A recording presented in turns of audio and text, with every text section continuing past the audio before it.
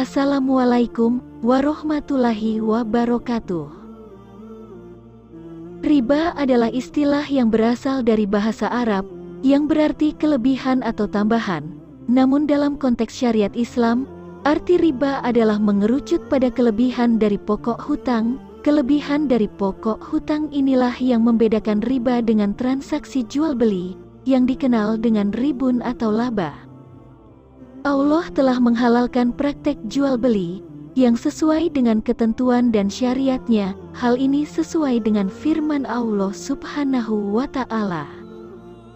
Dan Allah telah menghalalkan jual beli dan mengharamkan riba. Quran Surah Al-Baqarah 275. Lantas, bagaimana hukum bekerja di bank atau lembaga pembiayaan?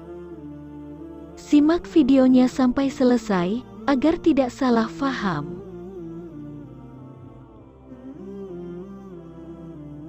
Syekh Yusuf Qaradawi dalam bukunya berjudul Fatwa-Fatwa Kontemporer menyatakan, sistem ekonomi dalam Islam ditegakkan pada asas memerangi riba dan menganggapnya sebagai dosa besar yang dapat menghapuskan berkah dari individu dan masyarakat, bahkan dapat mendatangkan bencana di dunia dan di akhirat. Hal ini telah disinyalir di dalam Al-Quran dan As-Sunnah, serta telah disepakati oleh umat. Allah Ta'ala berfirman, Allah memusnahkan riba dan menyuburkan sedekah, dan Allah tidak menyukai setiap orang yang tetap dalam kekafiran dan selalu berbuat dosa. Quran Surah Al-Baqarah 276. Hai orang-orang yang beriman, bertakwalah kepada Allah dan tinggalkan sisa riba yang belum dipungut. Jika kamu orang-orang yang beriman, maka jika kamu tidak meninggalkan sisa riba, maka ketahuilah bahwa Allah dan Rasul-Nya akan memerangimu. Quran Surah Al-Baqarah 278-279. Rasulullah Shallallahu Alaihi Wasallam bersabda, apabila zina dan riba telah merajalela di suatu negeri, berarti mereka telah menyediakan diri mereka untuk disiksa oleh Allah. Hadis riwayat Hakim. Dalam peraturan dan tuntunannya, Islam menyuruh umatnya agar memerangi kemaksiatan. Apabila tidak sanggup, minimal ia harus menahan diri, agar perkataan maupun perbuatannya tidak terlibat dalam kemaksiatan itu.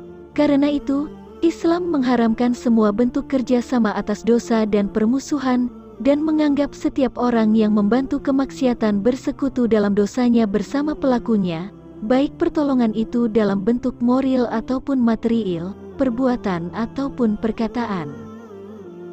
Jabir bin Abdillah radhiyallahu anhu meriwayatkan, Rasulullah melaknat pemakan riba, yang memberi makan dengan hasil riba, dan dua orang yang menjadi saksinya, dan beliau bersabda, mereka itu sama. Hadis riwayat Muslim. Ibnu Mas'ud meriwayatkan, Rasulullah Shallallahu Alaihi Wasallam melaknat orang yang makan riba dan yang memberi makan dari hasil riba, dua orang saksinya dan penulisnya. Hadis riwayat Ahmad, Abu Daud, Ibnu Majah, dan Tirmidzi.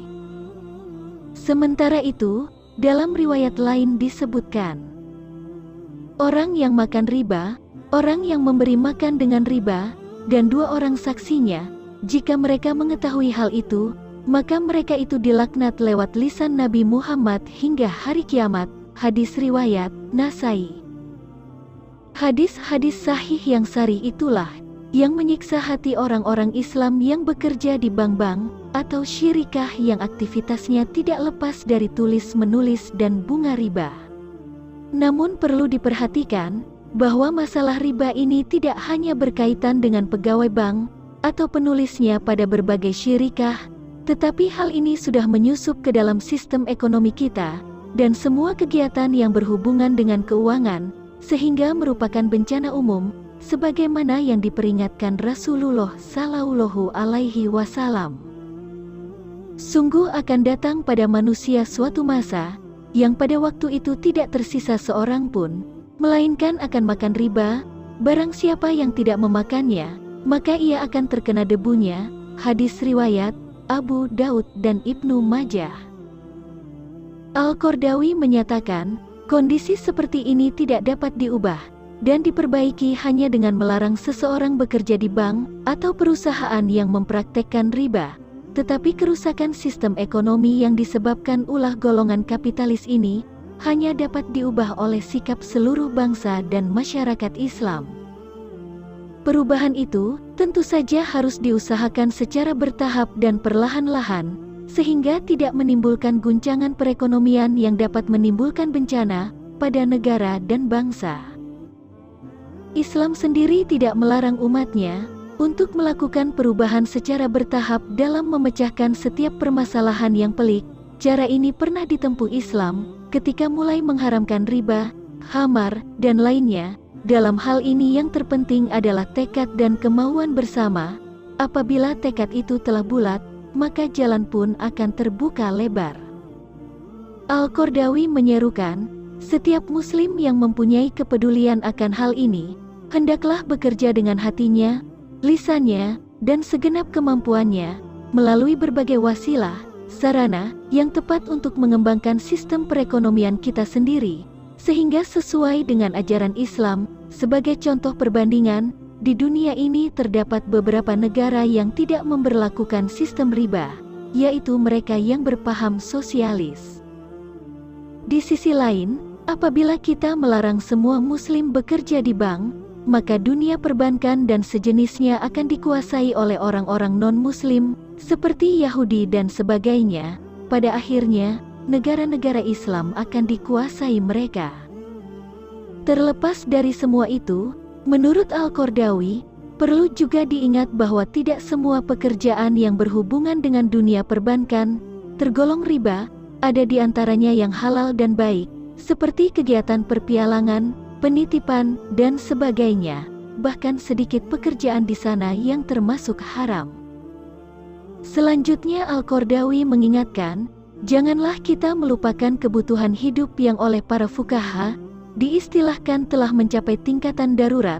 Kondisi inilah yang mengharuskan seseorang untuk menerima pekerjaan di bank sebagai sarana mencari penghidupan dan rezeki, sebagaimana firman Allah Subhanahu wa Ta'ala. Tetapi, barang siapa dalam keadaan terpaksa memakannya, sedang ia tidak menginginkannya dan tidak pula melampaui batas, maka tidak ada dosa baginya. Sesungguhnya Allah Maha Pengampun lagi Maha Penyayang. Quran Surah Al-Baqarah 173. Dengan demikian, kita mengetahui bahwa hukum bekerja di bank adalah subhat, atau masih dipertentangkan karena ada yang menyebutnya halal, dan ada pula yang menyebutkan bekerja di bank adalah haram. Ada baiknya sebagai muslim, kita menghindari hal-hal yang sifatnya meragukan.